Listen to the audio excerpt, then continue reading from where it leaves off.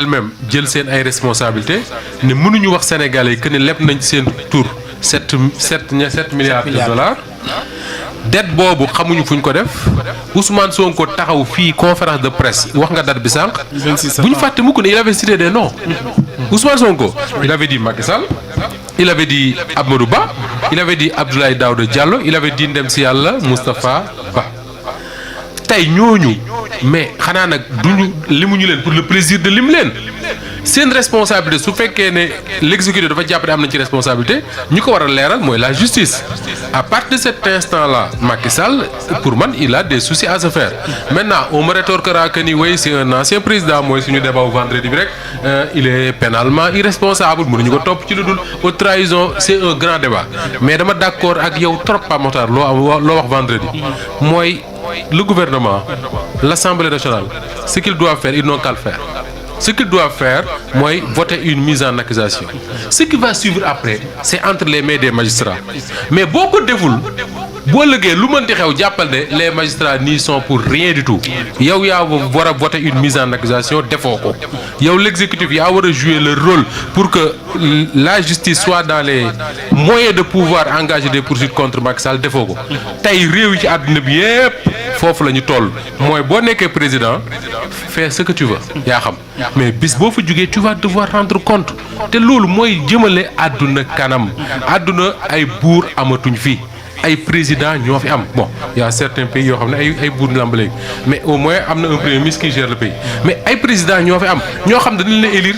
démocratiquement ci constitution yi ñu prévoir ne lii ak lii ak lii ak lii su ko président defee dañ ko war a topp ci yoon pour la première fois au Sénégal un président jóge fi ñu ne leb na nangam ci milliards ci suñu tur te xamuñu fu mu ko def dañu koo nëbboon pour la première fois au Sénégal un président jóge fi ñu koy tudd di tudd autant de personnes yu ñàkk seen bakkan ñu torturer ak yeneen mais su fekkee dañu bëgg a fermer cette page ak dem man li ma waxoon fii rek mooy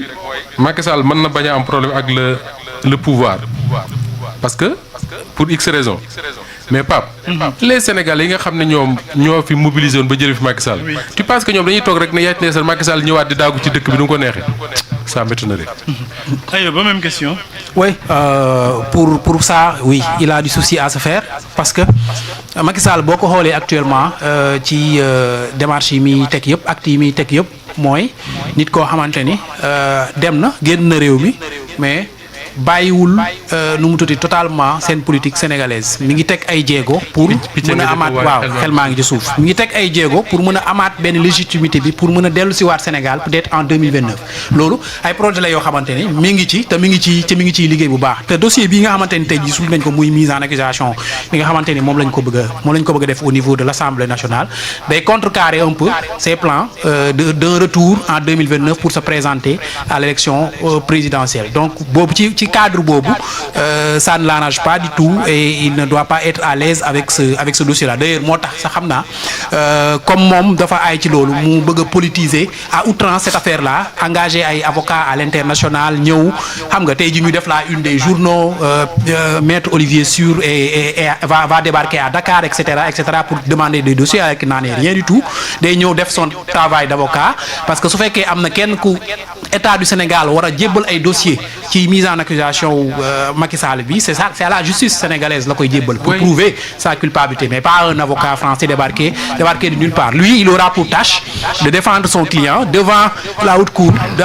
de justice si celui-ci est mis en accusation bien sûr. Maintenant l'autre point mooy mise en accusation boobu ngeen di wax laa bëgg ñi nga xamante ni tey jii ñooy Assemblée nationale ak député yi ciy liggéey ñu xool ko bu baax parce que c'est pas une mince affaire bu ñu yaakaar ni rek da nga koy mettre en accusation yóbbu ko devant la haute cour de justice rek ñu jël ko daal di koy condamner non ça ne se passe pas waaw le cas Mansour Faye est là il faut bien préparer le dossier ba du am benn prox ndool boo xamante ni tey jii parce que Macky Sall il va engager des ténors du barreau yoo xamante ni ay procéduriers la ñuy doon donc tey jii lépp li nga xamante ni da nga koy teg ci table bi na war a doon lu leer nañ loo xamante ni bu ko juge d'instruction yi tiimee dañ ne ah lii kat doy na pour ñu charger ko pour yóbbu ko devant la haute cour de justice te bu ñu ko yóbbee foofu mën nañ yaakaar ni Sénégal mën na am gain de cause devant un ancien président te sera vraiment un procès historique parce que dina doon un exemple boo xamante ni tey jii pour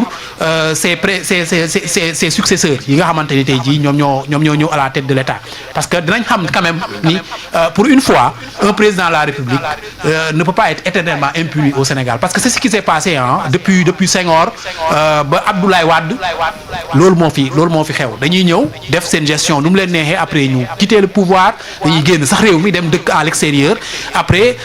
il nous laisse avec voilà toutes les casseroles yi nga xamante ni tey jii bàyyi nañ et pour man Macky Sall mii bu ñu ko traduire devant la haute cour de justice avec un dossier béton et ça servira d'exemple à képp koo xamante ni da ngaa nekk ci kaw bopp Sénégal ngay président ngay premier ministre wala ngay ministre wala ngay DG nga xam ni suñuy finance publique suñuy dërëm dafa yell ci dërëm boo dépensé askan bi xam ni dërëm bii fi lañ ko dugal parce que dërëmu état du Sénégal. lu mu tudd Abdoulaye Mbow kii moom may disturb de aw Diop Cissé day ñëw heure bi di ma aw Diop Cissé wanewul boppam sax mi ngi nii moom heure bi lay ñëw aw liggéey ci 15 heures 17 heures mooy lay ñëw di ma disturb waaw mais gis nga Moussa Ba li nga wax si dëkk yu am buur bu si sax dertu ginnaaw tu sais pourquoi parce qu'il y a certaines monarchies qui sont beaucoup plus républicaines que certaines républiques qui se prétendent telles en théorie absolument loolu moom bu ko see sax dellu ginnaaw donc ñi nga xam ne ñooy woote seen bopp république démocratie booy xool salfaañe bi fa la ëppee donc loolu moom amul luñ si naatable l'autre élément moo di Pamatar mise en accusation ña koy jox continue mooy ña ko war a def donc ña ko war a def tey ji ñoo war a xam yan fee la ñuy qualifier pour véritablement la ñuy def waajal ko si li nga xam mooy amaana topp président Macky Sall ñoo koy bind ñoo xam yan élément de langage lañ si def parce que dégg nga Fadilou Keita qui a rappelé l'affaire ArcelorMittal affaire pour laquelle jamonoy Abdoulaye Wade ay ñoom Amadou Sall yëpp si lañ doon addu pour wax ni Macky Sall mi il risque gros loolu ko fàttali ko bay wax ni sax il sait qu'il peut aller en prison parce que ñu ngi doon soupçonné sax ay fait de corruption ak yu demee noonu donc loolu mi ngi si gis nga Ayib Daffé tamit li mu ñëwaat wax si li nga xam ne moom am na lu muy représenté dans le PASTEF mais il occupe un poste éminemment politique parce que le président du groupe Pape Matar c'est un poste politique au niveau de l'Assemblée nationale donc moom itam bu ñëwee addu si ba pare référé wu si li nga xam ne mooy proposition de mise en accusation bi bu Guy Marius defoon kon moo xëy na ñoom ñi ngi concocté li nga xam ne effectivement bu ñu ko tegee sur la table mise en accusation bi mën a jàll parce que constitution bi noonu lañ ko bindoon rien n'a été clair rien n'est clair mais si rien n'est clair par rapport ak li ngay lire ñi nga xam ne ñoo ko war a jàngat pour jox ko li nga xam ne moo di contenu bi ñoom xam naa ni dañu xam yan fee la ñuy qualifier pour mën a jëm si haute trahison donc effectivement le président Macky Sall a des soucis à se faire effectivement léegi nag dina antum de antu on verra la suite. waaw Macky Sall man mbir mi bëgguma mu yem si Macky Sall kese. c'est vrai que moom si boppam mooy ndeyu bi liggéey. c'est ça yaakaar naa bu mbir mi coow li yeggee ba fii moom si boppam il devait être la première personne jóg ne xaaral ma seetal suma der vu que bon